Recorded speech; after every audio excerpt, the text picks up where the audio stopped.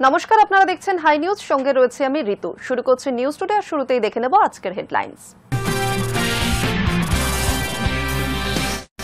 Mayor রোডে তৃণমূলের মঞ্চ খুলল সেনা, নতুন করে পারদ চলল রাজ্য রাজনীতির। প্রতিহিংসার রাজনীতি করার অভিযোগ শাসক শিবিরের। মেয়র রোডে ছুটে গেলেন মমতা। এসএসসি ভবন অভিযানে আপত্তি, তবে স্কুল সার্ভিস কমিশনের দপ্তর আচার্য সদনে যেতে পারবেন যোগ্য চাকরিহারারা। সুমন বিশ্বাসের মামলায় নির্দেশ কলকাতা হাইকোর্টের। আদালতের দ্বারস্থ দাগি শিক্ষকদের একাংশ। দাগি শিক্ষকদের তালিকা প্রকাশের পরই নতুন করে নিয়োগ প্রক্রিয়া অংশ নিতে চেয়ে আদালতের দ্বারস্থ তারা। কলকাতা হাইকোর্টে এই মর্মে মামলা দেয় 350 জন অযোগ্য প্রার্থীর। দাগি শিক্ষকদের তালিকায় শাসক শিবির ঘনিষ্ঠ বেশ কয়েকজনের নাম রয়েছে। শাসক বিতর্কে নাম আসতেই বিজেপি যোগ নিয়ে পাল্টা দিলেন কল্যাণ বন্দ্যোপাধ্যায়। অবশেষে গ্রেফতার দেশরাজ সিং। পুলিশের হাতে ধরা পড়ল কৃষ্ণনগরে খুনের ঘটনায় ধৃত দেশরাজ সিং। সাংবাদিক সম্মেলন করে কথা জানালেন কৃষ্ণনগর জেলা পুলিশ। মাসের শুরুতেই দাম কমল রান্নার গ্যাসের। এক ধাক্কায় 50 টাকা কমল বাণিজ্যিক গ্যাসের দাম। কলকাতায় বাণিজ্যিক গ্যাসের দাম দাঁড়ালো 1684 টাকা।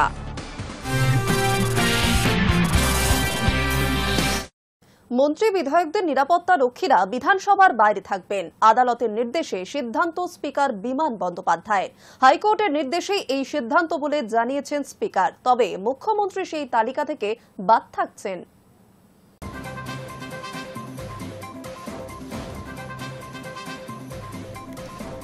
সোমবার থেকে সব মন্ত্রী নিরাপত্তা রক্ষীরা বিধানসভার বাইরে থাকবে, এমনই সিদ্ধান্তের কথা জানালেন অধ্যক্ষ বিমান বন্দ্যোপাধ্যায়। হাইকোর্টের নির্দেশেই এই সিদ্ধান্ত বলে জানিয়েছেন তিনি। তবে মুখ্যমন্ত্রী মমতা বন্দ্যোপাধ্যায় সেই তালিকা থেকে বাদ থাকছেন। তিনি নিরাপত্তা রক্ষী নিয়েই ঢুকবেন বিধানসভায়। প্রসঙ্গত কিছুদিন আগেই এই নিয়ে হাইকোর্টে মামলা করেছিলেন বিরোধী দলনেতা শুভেন্দু অধিকারী। তিনি জানান, তৃণমূল বিধায়করা ব্যক্তিগত নিরাপত্তা রক্ষী নিয়ে বিধানসভায় প্রবেশ করতে পারেন, কিন্তু বিজেপি বিধায়কদের ক্ষেত্রে ভিন্ন নিয়ম। তাদের সঙ্গে থাকা কেন্দ্রীয় নিরাপত্তা রক্ষীদের বিধানসভা ভবনের ভিতরে ঢোকার অনুমতি নেই। রক্ষীদের বাইরে রাস্তায় দাঁড়িয়ে থাকতে হয়। এই বৈষম্যের অভিযোগ তুলেই রাজ্যের বিরোধী দলনেতা শুভেন্দু অধিকারী হাইকোর্টে মামলা দায়ের করেছিলেন। বৃহস্পতিবার সেই মামলার শুনানিতে আদালত জানায়, নিরাপত্তা রক্ষী নিয়ে সরাসরি আদালত কোনো হস্তক্ষেপ করবে না। তবে বিচারপতি স্পষ্ট করে দিয়েছেন, নিয়ম সবার জন্য একই হওয়া উচিত। শুভেন্দু অধিকারী সহ বিজেপি বিধায়কদের নিরাপত্তার দায়িত্বে রয়েছে কেন্দ্রীয় বাহিনী। বিধানসভার ভিতরে এ বাহিনীর সদস্যদের প্রবেশে স্পিকারের নিষেধাজ্ঞা রয়েছে। অন্যদিকে বিজেপির অভিযোগ, তৃণমূল বিধায়কেরা নির্বিঘ্নে পুলিশি নিরাপত্তা সহ বিধানসভায় ঢুকতে পারছেন।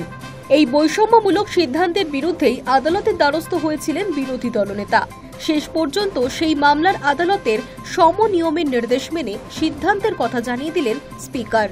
সকলের নিরাপত্তা রক্ষীরই ভিতরে ঢোকা বন্ধ করার কথা জানালেন। বিমান বন্দ্যোপাধ্যায় বলেন, হাইকোর্টের নির্দেশ মেনেই এবার থেকে বিধানসভায় কোনো নিরাপত্তা কর্মী প্রবেশ করতে পারবে না। মুখ্যমন্ত্রী মমতা বন্দ্যোপাধ্যায় ছাড়া কারো কোনো নিরাপত্তা রক্ষী থাকবে না বিধানসভার অন্দরে। ফলে সোমবার থেকেই একমাত্র মুখ্যমন্ত্রী ছাড়া আর কোনো মন্ত্রী নিরাপত্তা রক্ষী বিধানসভায় ঢুকতে পারবেন না। এই মর্মে নোটিশও দেওয়া হয়েছে বিধানসভায়। যে বিরোধী দলের নেতা তিনি যখন পরিগতে ঢুকছিলেন, আপনারা তাকে কিছু জিজ্ঞাসাবাদ করছিলেন, তখন তাদের ওপরে যারা সিআরপিএফ এর সিকিউরিটি গার্ড ছিল তারা এমনভাবে আক্রমণ করেছে এবং তাদের বন্দুকের পেছনটা দিয়ে গুঁতো মেরেছে। অনেকে ইনজিওর্ড হয়েছিল। আমার কাছে চিঠি আপনারা দিয়েছেন। তার পরিপ্রেক্ষিতে আমি সিদ্ধান্ত নিয়েছিলাম যে এই ধরনের সিআরপিএফ এর সিকিউরিটি কেন্দ্রীয় বাহিনী বা সিকিউরিটি নিয়ে তারা ঢুকতে পারবে না। এবং সেইটার বিরুদ্ধে ওরা হাইকোর্টে আবেদন করেছিলেন যে অন্যান্য মন্ত্রীদের সিকিউরিটি যখন ঢুকছে আমরা কেন ঢুকতে পারবো না। এবং আমরা বলেছি যে আমাদের এখানে আর সে কোনো সিকিউরিটি ঢুকবে না। এবং আপনারা লক্ষ্য করে দেবেন, যারা সিকিউরিটি আছে তারা হয়তো আমাদের অধিবেশন কক্ষ পর্যন্ত পৌঁছে দিয়ে তারা চলে যান। এবং হাইকোর্টের যে অর্ডার রয়েছে তার মান্যতা দিয়ে আমি সমস্ত মন্ত্রিসভার সদস্য, সব বিধায়ক। ঘটনার সূত্রপাত গত বছরের অগাস্টে শুভেন্দু অধিকারী যখন বিধানসভার ভিতর থেকে বাইরে বেরিয়ে আসছিলেন, তখন তাকে লক্ষ্য করে কিছু প্রশ্ন করতে দেখা গিয়েছিল পূর্বস্থলী উত্তরের তৃণমূল বিধায়ক তপন চট্টোপাধ্যায়কে। ওই ঘটনায় কিছুক্ষণ বাক বিতণ্ডাও চলে দুজনের মধ্যে। সেই সময় তৃণমূল বিধায়ক তপন চট্টোপাধ্যায় তাকে ধাক্কা মারেন বলে অভিযোগ করেছিলেন শুভেন্দু। এ ব্যাপারে বিজেপি বিধায়কদের নিরাপত্তা চেয়ে পদ্ম শিবিরের তরফে স্পিকারকেও চিঠি দেওয়া হয়েছিল। Hi news network.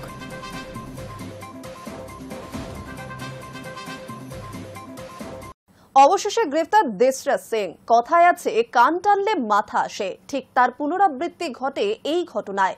পুলিশের পাতা জালে ধরা পড়লেন গুণধর দেশরাজ সিং। সাংবাদিক সম্মেলন করে কথা জানালেন কৃষ্ণনগর জেলা পুলিশ। সপ্তাহখানেক পর অবশেষে পুলিশের পাতা জালে ধরা পড়ল কৃষ্ণনগরে ছাত্রী হত্যাকাণ্ডের ঘটনায় মূল অভিযুক্ত দেশরাজ সিং। সোমবার ভোরে উত্তরপ্রদেশের গোপন ডেরা থেকে তাকে গ্রেফতার করেছে রাজ্য পুলিশ। তাকে ট্রানজিট রিমান্ডে আনা হচ্ছে কলকাতায়।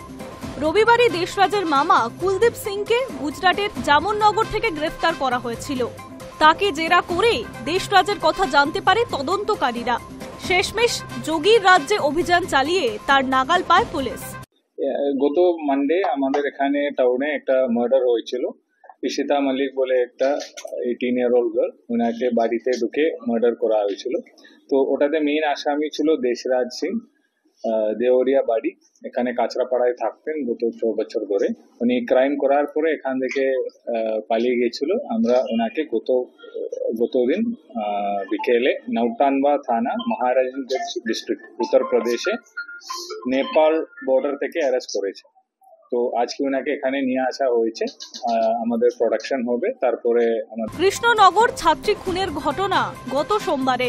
প্রেমের সম্পর্ক ভাঙতে চাওয়ায় প্রেমিকের বাড়িতে ঢুকে গুলি চালিয়ে নৃশংস খুনের অভিযোগ ওঠে দেশরাজ সিং নামে এক উত্তরপ্রদেশের যুবকের বিরুদ্ধে। অপরাধের পর সে গা ঢাকা দিয়েছিল। তদন্তকারীরা তার নাগাল পাচ্ছিল না। এতদিন সে উত্তরপ্রদেশের নিজের ডেরার কোথাও আত্মগোপন করতে পারে এই সন্দেহে কৃষ্ণনগর পুলিশের আদালত 3টি দল সেখানে যায়। দেশরাজকে পাকড়াও করতে কার্যত চিরুনি তল্লাশি শুরু হয়। খুনের পর দেশরাজ গা ঢাকা দিতে নিজের আত্মীয়দেরই সাহায্য চেয়েছিল।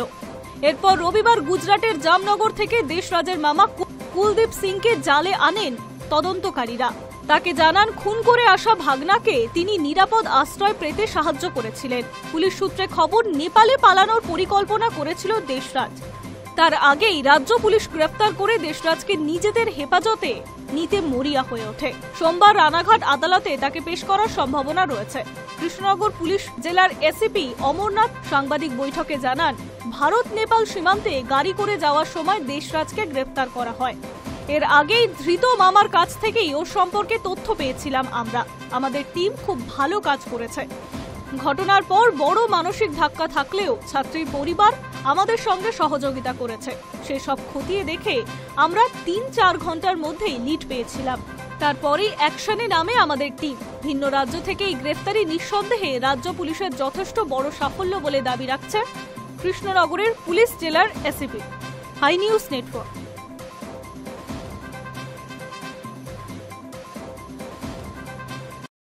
মাসের শুরুতেই দাম কমল গ্যাসের। পুজোর মরশুমে এক ধাক্কায় টাকা কমানো হয়েছে বাণিজ্যিক গ্যাসের দাম।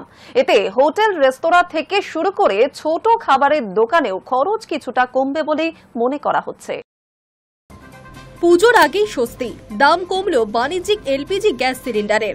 1 সেপ্টেম্বর অর্থাৎ সোমবার থেকেই গ্যাসের দাম এক ধাক্কায় 50 টাকা কমেছে। যদিও গৃহস্থের রান্নার গ্যাসের দামে কোনো রদবদল হয়নি, তবে পুজোর আগে ব্যবসায়ীদের জন্য এই সিদ্ধান্ত নিঃসন্দেহে স্বস্তির বার্তা। জানা গিয়েছে 19 কেজি বাণিজ্যিক সিলিন্ডারের দাম 51.50 টাকা কমেছে। এর ফলে দিল্লিতে নতুন দাম দাঁড়াচ্ছে 1580 টাকা, আর কলকাতায় দাম হচ্ছে 1684 টাকা। মুম্বাই ও চেন্নাইতেও দাম কমবে একইভাবে। এই পরিবর্তন কার্যকর হয়েছে রবিবার রাত থেকেই। গত কয়েক মাস ধরেই বাণিজ্যিক গ্যাসের দাম টানা কমছে। অগাস্টে কমানো হয়েছিল 33.50 টাকা, জুলাইয়ে 58.50 টাকা, আবার জুনে 24 টাকা। এপ্রিলে বাণিজ্যিক সিলিন্ডারের দাম ছিল প্রায় 1762 টাকা, এখন তা নেমে হয়েছে 1580 টাকায়। বিশেষজ্ঞরা মনে করছেন এতে হোটেল, রেস্তোরাঁ থেকে শুরু করে চায়ের দোকান কিংবা ছোট খাবারের আড্ডাখানা সব জায়গারই খরচ কিছুটা হলেও কমবে। যদিও গৃহস্থের রান্নার গ্যাসে কোনো পরিবর্তন হয়নি। কলকাতায় 14.2 কেজি এলপিজি সিলিন্ডারের দাম এখনো 829 টাকা, ফলে বাড়ির হেসেলের জন্য দাম একই থাকছে। তবু বাণিজ্যিক গ্রাহকদের জন্য এই কাটছাট বড় স্বস্তির কারণ হয়ে দাঁড়াবে বলেই মনে করছেন ব্যবসায়ীরা। পুজোর আগে যখন ক্রেতাদের ভিড় বাড়তে শুরু করেছে তখন এই দাম কমানো তাদের জন্য আর্থিকভাবে সহায়ক হবে। Hi news network. সাময়িক জট কাটল, দ্বিতীয় হুগলি সেতু নয়, আপাতত নিবেদিতা সেতু দিয়ে চলাচল করবে ট্যাঙ্কার। শনিবার দিনভর কর্মবিরতি চলেছিল মৌরিগ্রামের ট্যাঙ্কার মালিকদের কর্মবিরতি থেকে সরে আসতে অনুরোধ হাওড়া পুলিশের।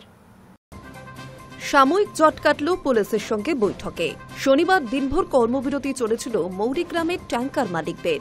দ্বিতীয় হুগলি সেতু নয়, আপাতত নিবেদিতা সেতু দিয়ে ট্যাঙ্কার চলাচল করবে। হাওড়া পুলিশের থেকেই বার্তা দেওয়া হয়েছে, ট্যাঙ্কার মালিকদের কর্মবিরতি থেকে সরে আসতেও অনুরোধ করা হয়েছে। তারপরই নিজেদের কর্মবিরতি থেকে আপাতত সরলেন মৌরিগ্রামের ট্যাঙ্কার মালিকরা। হাওড়ার পুলিশ কমিশনারের সঙ্গে বৈঠকের পর স্থির সিদ্ধান্ত নেওয়ার আশ্বাস ওয়েস্ট বেঙ্গল পেট্রোলিয়াম ডিলার্স অ্যাসোসিয়েশনের। রবিবার ওয়েস্ট বেঙ্গল পেট্রোলিয়াম ডিলার্স অ্যাসোসিয়েশনের সঙ্গে হাওড়া সিটি পুলিশের ডিসি ট্রাফিকের একটি বৈঠক হয়। সেই বৈঠক থেকেই সমস্যা সমাধানের পথ বার করার চেষ্টা করা হয়। দ্বিতীয় হুগলি সেতু ও কোনা এক্সপ্রেসওয়ের মেরামতি চলছে, সেই জন্য দুপুর 12টা থেকে বিকেল 4টে পর্যন্ত এই সব রাস্তায় তেলের ট্যাঙ্কার যাতায়াত করতে পারবে বলে প্রশাসন সূত্রে নির্দেশিকা। কিন্তু মাত্র 4 ঘন্টায় তেল নিয়ে বিপুল সংখ্যায় তেল নিয়ে ট্যাঙ্কার যাতায়াতে সমস্যা হচ্ছে। এই অল্প সময়ে যাতায়াতে ছাড়পত্রের জন্য ট্যাঙ্কার গন্তব্যে পৌঁছতেও পারছে না বলে অভিযোগ। ফলে প্রচুর ক্ষতি হচ্ছে ট্যাঙ্কার চালক ও মালিকদের। এই অবস্থায় শনিবার থেকে ট্যাঙ্কার চালক ও মালিকেরা কর্মবিরতিতে যান। মৌরিগ্রামের ডিপো থেকে কোনো ট্যাঙ্কার জ্বালানি নিয়ে বেরোয়নি। রবিবারও কর্মবিরতি চললে কলকাতা সহ দক্ষিণবঙ্গের বহু পেট্রোল পাম্প ড্রাই হয়ে যাওয়ার আশঙ্কা হয়েছিল। জ্বালানি সংকট দেখা দেওয়ার আশঙ্কাও হয়েছিল। সেই আবহে এদিন ওয়েস্ট বেঙ্গল পেট্রোলিয়াম ডিলার্স অ্যাসোসিয়েশনের সঙ্গে হাওড়া সিটি পুলিশের ডিসি ট্রাফিকের একটি বৈঠকও হয়। ওয়েস্ট বেঙ্গল পেট্রোলিয়াম ডিলার্স অ্যাসোসিয়েশনের ওয়ার্কিং প্রেসিডেন্ট প্রসেনজিৎ সেন রবিবার জানান, পুলিশের সঙ্গে বৈঠকের পর দ্বিতীয় হুগলি সেতুর পরিবর্তে নিবেদিতা সেতু দিয়ে তেলের ট্যাঙ্কার যাওয়ার অনুমতি দিয়েছে পুলিশ। পাশাপাশি রবিবার দ্বিতীয় হুগলি সেতুতে যান চলাচল বন্ধ থাকলেও আপৎকালীন পরিষেবা হিসেবে বেলা 12টা থেকে 4টে পর্যন্ত মৌরিগ্রামের ট্যাঙ্কারগুলিকে দ্বিতীয় হুগলি সেতু দিয়ে যাওয়ার অনুমতি দেওয়া হয়। তিনি আরও জানান, নিত্যদিনের নো এন্ট্রি জট কাটবে কিনা তা হাওড়া পুলিশ কমিশনারের সঙ্গে সমস্যার সমাধান নিয়ে বৈঠকের পরই বোঝা যাবে। প্রসঙ্গত, হুগলি সেতু ও কোনা এক্সপ্রেসওয়েতে মেরামত চলার জন্য বর্তমানে পণ্যবাহী গাড়ি চলাচলে নিষেধাজ্ঞা জারি করা হয়েছে। দিনের নির্দিষ্ট সময় দ্বিতীয় হুগলি সেতু ও কোনা এক্সপ্রেসওয়ে দিয়ে পণ্যবাহী গাড়ি চলাচল করছে। সেই রকমই দুপুর 12টা থেকে বিকেল 4টে পর্যন্ত মাত্র 4 ঘন্টা সময় ওই দুই জায়গা দিয়ে তেলের ট্যাঙ্কার যাতায়াত করবে। Hi news network. নিয়ে নিচ্ছে একটা ছোট বিরতি, ফিরে আসছে বিরতির পর।